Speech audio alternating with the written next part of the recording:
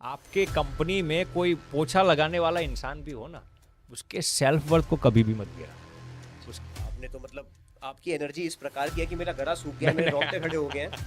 एक छोटा सा गांव था, छोटे से गांव के अंदर एक अमीर इंसान भी रहता था और एक सबसे गरीब इंसान भी रहता था। उस गांव के अंदर एक बहुत ही अच्छे संत रहते थे। भगवान ने एक शर्त रखी है, यदि तुझे ज़्यादा पैसे नहीं चाहिए, भगवान ने कहा है कि तू हर दिन जो भगवान को कृतज्ञता व्यक्त करता है ना, शुक्र अदा करता है, वो आज से बंद कर देना। मेंटल पीस भी मिलेगा, डिप्रेशन कभी उनके जीवन में नहीं आएगा, स्ट्रेस भी नहीं आएगा। And this has been scientifically proven. University of California Los Angeles का ये रिसर्च है कि जो इंसान हर दिन if you are a business owner, ये पूरा का पूरा सेशन है सिर्फ आपके लिए और हमारे गेस्ट हैं नन अदर देन अखंड स्वामी जी। पूरा सेशन जरूर देखना।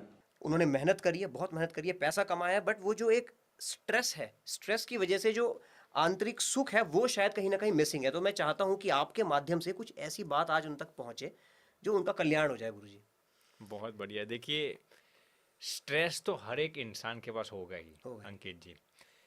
यदि मैं आपको इस पॉडकास्ट में ये बताऊं, इफ़ आई टेल यू कि स्ट्रेस आपको आए ही नहीं, ऐसा कभी संभव ही नहीं होगा। और कोई भी इंसान यदि आपको ये ज्ञान देता हो ना कि how to live a stress free life, ये गलत चीज़ है। स्ट्रेस फ्री लाइफ इस दुनिया में कोई भी इंसान जी ही नहीं सकता, क्योंकि भगवान ने इस दुनिया की ऐसी व्यवस्था की है कि आप स्ट्रेस के बिना जी नहीं सकते, लेकिन आप स्ट्रेस को मैनेज जरूर कर सकते हैं। तो आज आपने जो प्रश्न पूछा अंकित जी, स्ट्रेस मैनेज करना बहुत ही अहम है ज़िंदगी में। यदि इंसान को स्ट्रेस को अपने ज़िंदगी में कैसे मैनेज करना है वो ज्ञान आ गया ना, वो बंदा हर पल, हर हाल में और हर क्षण में आनंद में ही व्यतीत करेगा। तो सबसे पहले तो मैं आपको अंकित जी ये बताना चाहूँगा, गीता जी के श्लोक के आधार पर ही भगवान ने कहा है कि कर्मण्येवाधिकारस्ते मा फलेषु कदाचन। अब मैं ये बताना चाहूँगा कि सबसे ज़्यादा यदि गीता जी के किसी भी श्लोक को मिस इंटरप्रेट किया गया है ना, दिस इज़ द श्लोक। जानते हो क्यों? क्योंकि लोग क्या सोचते हैं कि कर्म करते रहो, फल की चिंता मत करो, फल की चिंता मत करो। आज 21वीं शताब्दी में स्ट्रेस आने का सबसे बड़ा कारण ये है, लोग इस श्लोक को समझ ही नहीं सकते। अब भगवान ने क्या कहा है कि जब भी आप कोई भी कर्म करते हो ना, पूरी शिद्दत से, पूरी मेहनत से, पूरी जान लगाकर उस कर्म को कीजिए। जब आप कर्म करते हो तब अटैच्ड होके उस कर्म को कीजिए, पूरी शक्ति शिद्दत से लगा दीजिए। जैसे ही वो कर्म खत्म हो जाए ना, भगवान को समर्पित कर दीजिए। फिर आप भगवान पर डालिए, भगवान आप जो फल देंगे वो मुझे मान्य है। लोग क्या करते हैं, जब कर्म करते हैं तब इतनी मेहनत नहीं करते, और जब फल आ जाता है ना, तब वो अपने हाथ में ले लेते, चिंता में आ जाते हैं, अरे अरे क्या होगा क्या होगा। आप मेहनत पूरी शिद्दत से कीजिए, फिर फल भगवान पर सौंप दीजिए। मैं आपको गारंटी के साथ कह सकता हूँ, आप बखूबी अपने जीवन में स्ट्रेस को मैनेज कर पाएंगे। जो चीज़ें हमारे हाथ में नहीं है ना, उनको जब हम हमारे कंट्रोल में लेना चाहते हैं ना, तब स्ट्रेस आता है। गौर से सुनना, we are trying to control the uncontrollables. Correct. जो हमारे नियंत्रण में ही नहीं है ना, उसको जब हम हमारे कंट्रोल में लेना चाहते हैं ना, तब स्ट्रेस आता है। अक्सर बिजनेसमैन हो या अक्सर कोई भी उद्योगपति हो या फिर जॉब करने वाले लोग, देखिए आपने जो मेहनत लगानी थी लगा दी, अब कितना पैसा देना है वो उस पर छोड़ दीजिए ना, वो वाकई आपको आपकी मेहनत का फल देंगे ही, लेकिन उस पर हमारा ध्यान नहीं जाता है ना। मैं रिपीट करता हूँ, we are trying to control the uncontrollable things. इसीलिए ही हमारे जीवन में स्ट्रेस आता है। ओहो, क्या बात है जी। अब इसके आगे मैं आपको बताना चाहूंगा, देखिए भगवान ये कहते हैं कि तू मैं तेरे साथ हूं, तू मेरी मदद ले, लेकिन हम भगवान की मदद नहीं लेते। इस पर मैं आपको एक छोटी सी एग्जांपल देता हूँ। देखिए, एक 10-12 साल की लड़की थी। अब रास्ते में पिताजी के साथ जा रही थी सड़क पर, और रास्ते में एक छोटा सा वृक्ष रास्ते पर वो रास्ते को ऑब्स्क्योर कर दिया, रास्ते को ब्लॉक कर दिया। तो फिर लड़की अपने पिताजी को पूछती है, पिताजी पिताजी क्या मैं इस वृक्ष को हटा सकती हूँ रास्ते में से? पिताजी ने कहा, जी हाँ, तेरे के अंदर वो शक्ति है। पिताजी उसको कहते हैं, तेरे पास जितनी भी शक्ति है ना, वो सब लगा दे इस वृक्ष को हटाने में। मैं गारंटी देता हूँ ये वृक्ष तुम अकेली से हट जाएगी। लड़की मेहनत करती है, वृक्ष हटता नहीं है, क्योंकि वृक्ष इतना बड़ा नहीं था, लेकिन फिर भी लड़की तो बेचारी 10-12 साल की थी। मेहनत करती है, she is trying to remove it, लेकिन निकलता ही नहीं है। फिर पिताजी कहती है बेटी तेरे पास जितनी भी शक्ति है ना सब लगा दे। लड़की ने सब 2 हाथ लगा दिया पूरे शिद्दत से, वो वृक्ष हटा ही नहीं। फिर लड़की कहती है पिताजी आपने कहते हैं कि तेरे पास जितनी भी शक्ति है लगा दे, मैंने तो सब लगा दी, फिर भी वृक्ष हटता नहीं है, क्या करूं।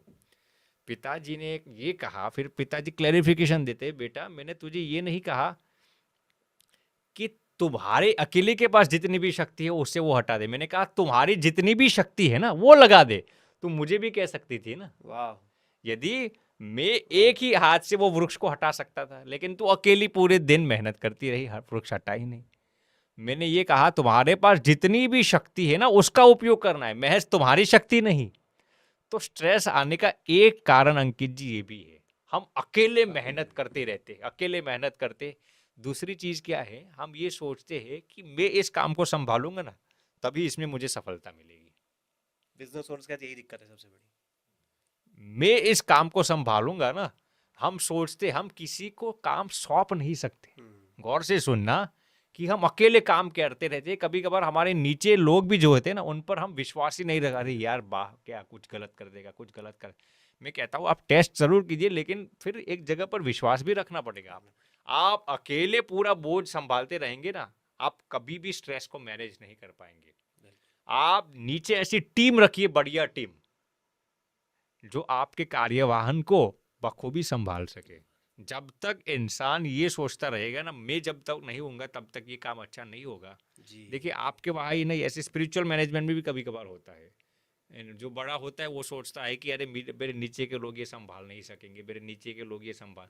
भैया आप छोड़ दीजिए, आपसे 10 गुना बखूबी आपके नीचे के लोग संभाल सकेंगे। तो आपको वर्कलोड को डिस्ट्रीब्यूट करना भी आना चाहिए। जी बिल्कुल, हम अकेले जब तक पूरा भार संभाल के रहेंगे ना तब तक हमसे ये नहीं होगा। गुरुजी आपकी आज्ञा से इसमें एक चीज ऐड करना चाहता हूँ। बिल्कुल ऐड कीजिए। यहाँ पे हमारा पार्ट आ गया, मतलब वो स्ट्रेस में है, बिजनेस ओनर खुद से काम किया जा रहा है, अगर वो टीम को रखे, अच्छी टीम को रखे, उसके बाद वो हम जैसों से ट्रेन कराए जी अगर सेल्स टीम है तो sales, selling is a science, वो साइंस अगर सही से उनके अंदर डाली जाए, तरीके से सिखाई जाए स्किल, तो वो बहुत अच्छा सेल कर सकती है। वो टीम, बिजनेस ओनर बैठा है, वो बहुत सारे अलग अलग ऑपरेशंस मैनेज कर रहा है और सेल्स टीम अपना काम कर रही है, तो बहुत सही आपने बात बोली, सही में मैनेज किया जा सकता है। तो ये सबसे पहले ये बताना चाहूँगा, अकेले पूरा कार्यभार मत संभालिए, आप डिस्ट्रीब्यूट करना सीखिए। फिर दूसरी चीज़ मैं ये बताना चाहूँगा स्ट्रेस मैनेजमेंट के लिए, आपको ये चीज़ थोड़ी वियर्ड लगेगी, नई लगेगी। आपके साथ जितने भी लोग काम करते हैं ना, उनको दिल से आप अप्रिशिएट करना सीखिए, दिल से अप्रिशिएट करना सीखिए। अब इसमें भी 2 चीज़ें हैं, आपको उसको जेन्युइनली अप्रिशिएट करना है।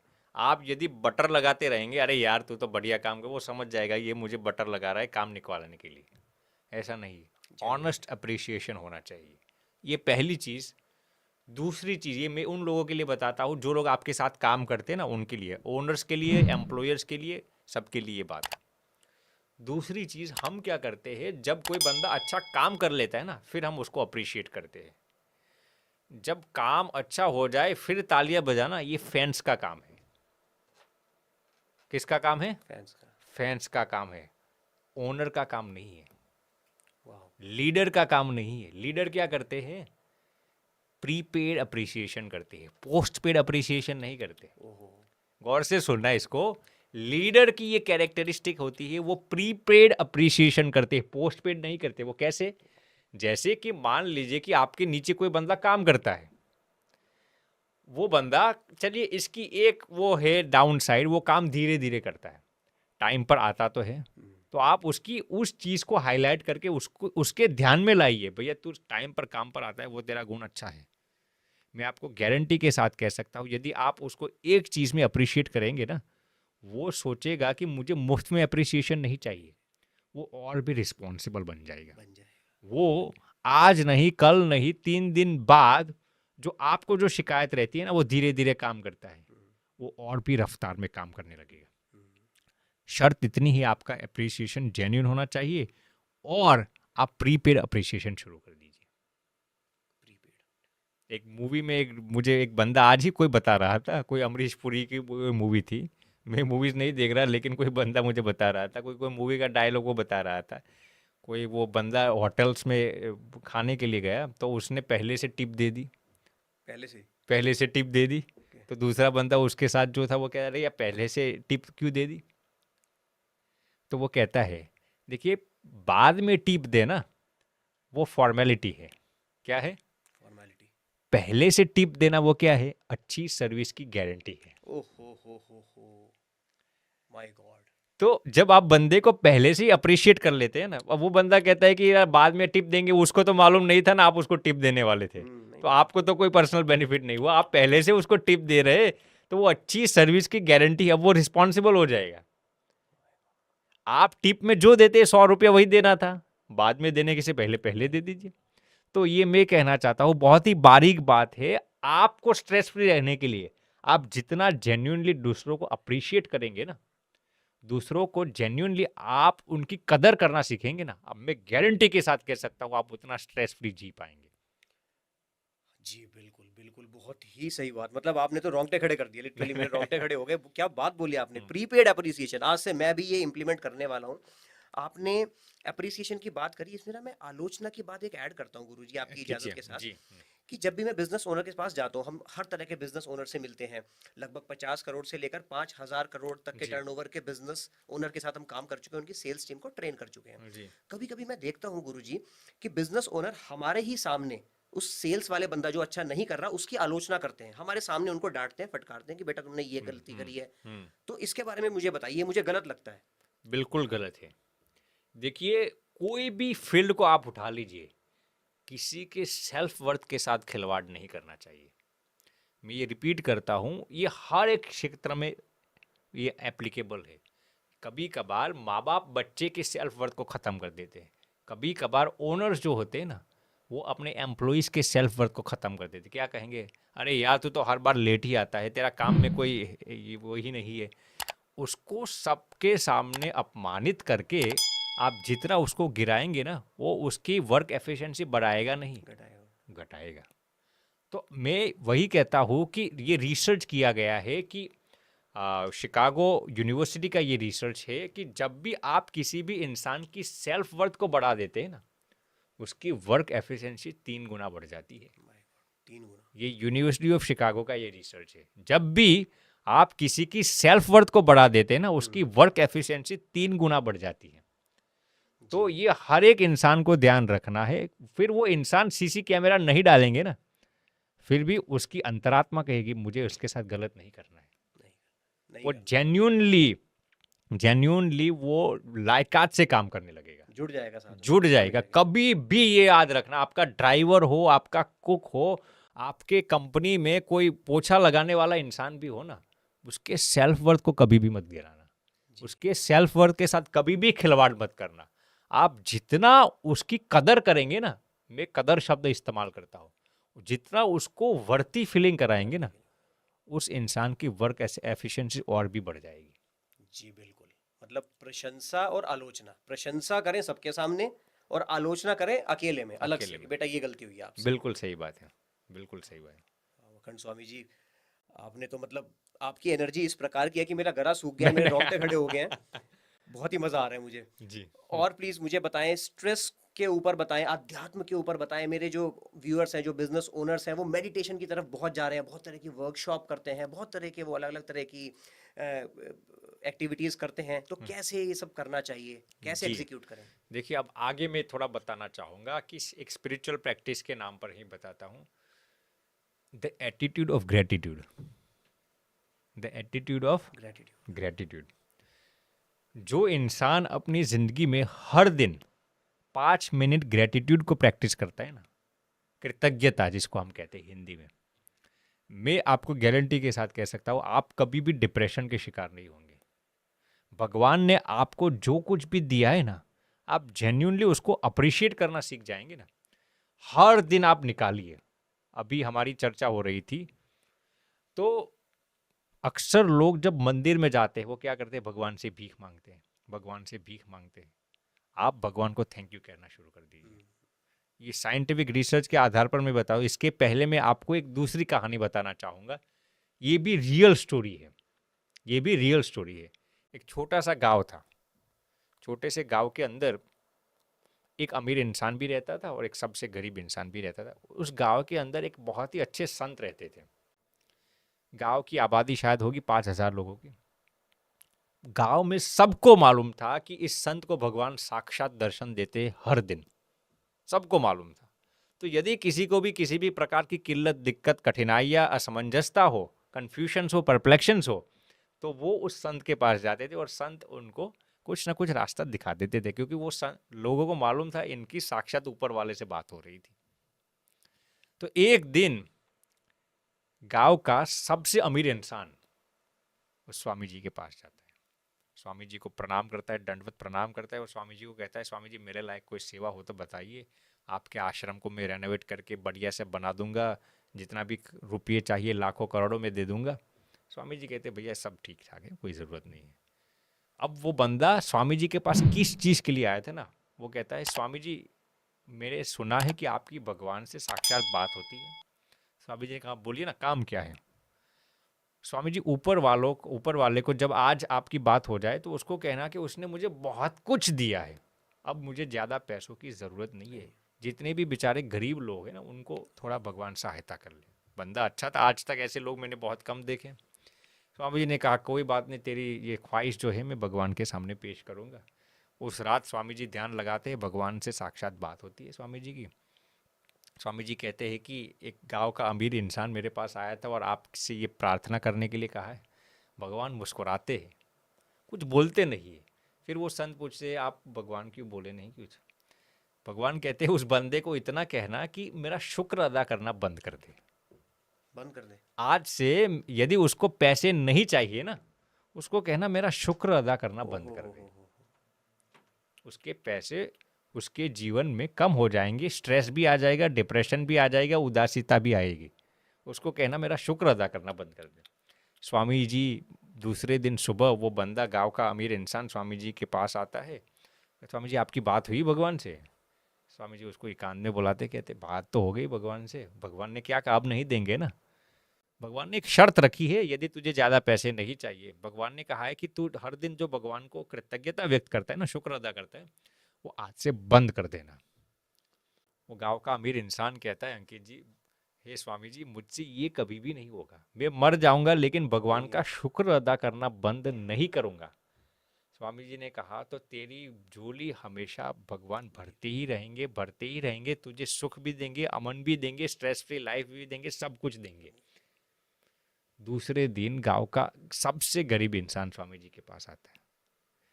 कहते हैं कि स्वामी जी ये भगवान अन्याय क्यों करते हैं, खाने के लिए भोजन नहीं है, 2 जून की रोटी की भी दिक्कतें पड़ जाती है, रहने के लिए मकान नहीं है, पहनने के लिए कपड़े नहीं है, हमारी धर्मपत्नी के पास आभूषण नहीं है, समाज में हम क्या मुंह दिखाएं, हमारे साथ ऐसा अन्याय क्यों करते हैं भगवान। उसको आप ऊपर वाले को कहिए हमें थोड़ा दे दे, अमीर ना बनाए तो ठीक है, मीडियम क्लास बना दे। जाते हैं स्वामी जी, दूसरे दिन भगवान से बात होती है। भगवान कहते हैं कि उसको कहना शुक्र अदा करना शुरू कर दे। क्या कहा, शुक्र अदा छोटी सी बात है, भगवान ने क्या कहा, शुक्र अदा करना शुरू कर दे। दूसरे दिन स्वामी जी आते हैं, वो गरीब इंसान को मिलते हैं। भगवान ने कहा कि ये सब दिक्कतें दूर करने के लिए तो आज से शुक्र अदा करना, शुक्र है। वो बंदा कहता है भगवान को किस चीज़ के लिए मैं थैंक यू कहूँ, रहने के लिए घर नहीं दिया, पहनने के लिए कपड़े नहीं किए, खाने के लिए 2 जून की रोटी नहीं दी, किस चीज़ की। स्वामी जी कहते हैं भगवान ने ये शरीर दिया, आंखें दी, होठ दिए, शरीर दिया, त्वचा दी, सब तो 2 किडनीज दी, लीवर दिया, हाथ पैर दिया ना, उसका शुक्र अदा करना शुरू कर दा। बिल्कुल। बंदा कहता है ये तो भगवान ने सबको दिया, मुझे कोई विशेष रूप से कुछ नहीं दिया, मैं किस किसी के लिए भगवान को थैंक यू कहूँ। स्वामी जी ने कहा तो आजीवन गरीब ही रहेगा, तेरे घर पे झगड़े होते ही रहेंगे। घर पे हर दिन झगड़े होते रहते थे, बीवी कहती थी ये नहीं ये नहीं है। स्वामी जी ने कहा हर दिन झगड़े होते रहेंगे। कहने का तात्पर्य ये है, कहानी छोटी सी है, जो इंसान हर दिन अपने जीवन में शुक्र अदा करना शुरू कर देते हैं ना, वो अमीर तो बनेगा ही, मेंटल पीस भी मिलेगा, डिप्रेशन कभी उनके जीवन में नहीं आएगा, स्ट्रेस भी नहीं आएगा। And this has been scientifically proven. University of California at Los Angeles का ये रिसर्च है कि जो इंसान हर दिन 10 मिनट शुक्र अदा करता है ना, उनके जीवन में क्या क्या बेनिफिट्स होता है वो मैं आपको बताता हूँ। ये रिसर्च किया गया था, 1000 ऐसी फैमिलीज ली गई थी जिनको कहा गया था हर दिन आपको 10 मिनट भगवान को थैंक यू कहना है, और 1000 ऐसी फैमिलीज ली गई थी, उनको कहा गया थी आप जैसे जीते वैसे ही जीना, भगवान को थैंक यू कहने की जरूरत नहीं है। 3 महीने के बाद जो रिजल्ट सामने आए ना, वो मैं आपको बताता हूँ। जो फैमिली हर दिन शुक्र अदा करते थे ना, उनके फैमिली में स्ट्रेस के लेवल्स 70% कम थे उनकी कंपैरिजन में जो लोग शुक्र अदा नहीं करते थे। ये मेरा खुद का रिसर्च नहीं है, UCLA का रिसर्च ये है। जो लोग हर दिन शुक्र अदा करते थे ना, उनके फैमिलीज में डिप्रेशन, एंग्जाइटी, ये सब लेवल्स 60% कम हो गए थे। इतना ही नहीं, जो लोग हर दिन शुक्र अदा करते थे ना, उनके जीवन में फिजिकल डिजीजेस, शारीरिक बीमारियां जैसे कि हाइपरटेंशन, डायबिटीज, फिर कोलेस्ट्रॉल जैसी बीमारियां, वो सब बीमारियां भी, हार्ट डिजीजेस भी 35% कम होती थी उनकी कंपैरिजन में जो लोग शुक्र अदा नहीं करते थे। कितना पावरफुल ये। और अंत में हर इंसान किस चीज़ के लिए जीता है? हैप्पीनेस के लिए। जो इंसान हर दिन शुक्र अदा करते हैं ना, उनके हैप्पीनेस के इंडेक्स 85% ज़्यादा होते हैं उनकी तुलना में जो लोग शुक्र अदा नहीं करते। कितना कन्विंसिंग, ऑथोरिटेटिव और स्क्रूपुलस ये रिसर्च है। इसीलिए मैं हर बंदे को कहना चाहूँगा कि आप हर दिन 5 से 10 मिनट भगवान ने आपको जो कुछ दिया है ना, उसके लिए थैंक यू कहना शुरू कर दो। आपको मेंटल पीस 100% मिलेगी। आप कुछ भी नहीं करेंगे ना, द एटीट्यूड ऑफ ग्रेटिट्यूड को अपने जीवन में मुकम्मल कर लीजिए। अमन, सुख, शांति, सब कुछ आपके दरवाजे पर दस्तक देंगे। अखंड स्वामी जी, प्रीपेड अप्रिसिएशन। जी, ओहो, I am speechless, I am speechless. बहुत कुछ मैं आज यहाँ से लेकर जा रहा हूँ।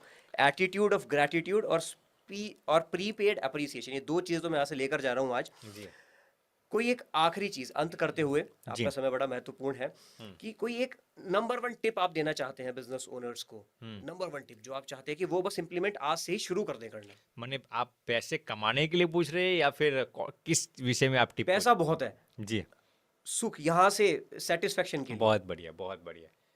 हर दिन जैसे मैंने आपको कहा ना, ग्रेटिट्यूड, 5 मिनट भगवान का नाम स्मरण कीजिए। आप जिस भगवान को मानते हैं, मैं ये नहीं कहता कि इसी भगवान का, जिस भगवान के प्रति आपको आस्था है ना, 5 मिनट आप भगवान का नाम स्मरण कीजिए। मैं आपको गारंटी के साथ कह सकता हूँ, आपके जीवन में कभी भी आपको ऐसी नौबत ही नहीं आएगी कि आपको वर्थलेसनेस की फीलिंग हो। 5 मिनट आप हर दिन भगवान का नाम स्मरण कीजिए। इसके साथ साथ मैं एक दूसरी चीज़ भी ऐड करना चाहूँगा। देखिए, पूरी दुनिया इसी प्रिंसिपल से जीते हैं। हम इससे क्या बेनिफिट मिलेगा, हमें इससे क्या लाभ मिलेगा, बिजनेसमैन की यही सोच होती है, हमें इससे क्या बेनिफिट, हमें इससे क्या। हम लोग लेने में ही मानते हैं। आप देना शुरू कर दे, और देना माने पैसा ही नहीं, आप अपना वैल्यूएबल टाइम किसी को दे दिया, आपका मशवरा किसी को दिया, आपकी वैल्यूएबल सलाह किसी को दे दी, ये काम कैसे किया जाता है, आपने चैरिटी की, जो कुछ भी आपसे हो सके, आप ऐसा नियम लीजिए, हर दिन किसी बंदे को कुछ ना कुछ मुझे देना है। फिर वो टाइम हो, एनर्जी हो, पैसे हो, या कुछ भी हो।